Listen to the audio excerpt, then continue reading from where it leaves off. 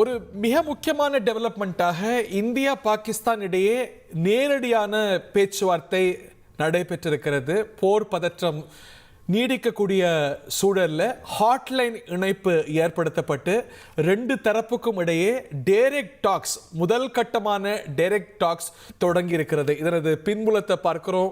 இந்த பிரச்சனை பதற்றம் கூடி வர சர்வதேச அழுத்தம், குறிப்பாக அமெரிக்காவுடைய அழுத்தம், இதை டீஎஸ்கலேட் செய்யுங்க அப்படின்னு உச்சபட்ச அளவில் அவங்க சொல்ல, இதற்கு முன்னதாக பாகிஸ்தானுடைய ஜெனரல் ஆசிம் முனீர் மற்றும் நமது வெளிவிவகாரத்துறை அமைச்சரோடு அந்த நாட்டுடைய வெளிவிவகாரத்துறை அமைச்சர் மார்க்கோ ரூபியோ பேச, இதை தொடர்ந்து இந்தியாவும் பாகிஸ்தானும் ஹாட்லைன் மூலமாக நேரடியாக பேசுகிறது. இதனது முக்கியத்துவம் என்ன?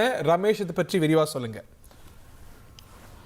ஒரு முக்கியமான பிரேக்கிங் நியூஸ் வந்து கொண்டிருக்கிறது. இந்தியா மற்றும் பாகிஸ்தான் இடையே ஒரு பதற்றமான சூழல் நீடித்து வரும் நிலையில் இரு நாடுகளிடையே முதல் தொலைபேசி உரையாடல் நிகழ்ந்திருக்கிறது.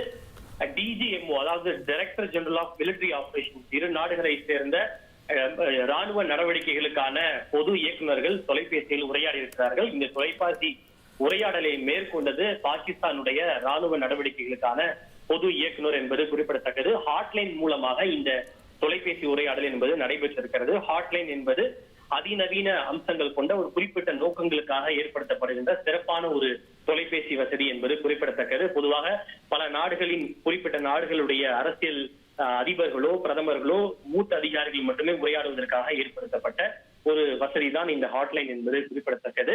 பதற்றத்தை தணிப்பதற்கு பாகிஸ்தான் தரப்பு முன்வந்திருப்பதாக ஒரு தகவல் கிடைத்திருக்கின்றது. இது தவிர இந்தியாவோடு ஒரு பேச்சுவார்த்தையை மேற்கொள்வதற்கும் அவர் விருப்பம் தெரிவித்திருப்பதாக தகவல் கிடைத்திருக்கிறது. இதோட பேக்ட்ராப் என்னன்னு பார்த்தோம் அப்படின்னா, சற்று முன்னதாகத்தான் அமெரிக்காவினுடைய வெளியுறவு அமைச்சர் மார்க்கோ ரூபியோ பாகிஸ்தானுடைய ராணுவ தளபதி ஆசிம் முனீர் மற்றும் இந்தியாவுடைய வெளியுறவு அமைச்சர் ஜெய்சங்கர் ஆகியோரிடம் பேசியிருக்கிறார்.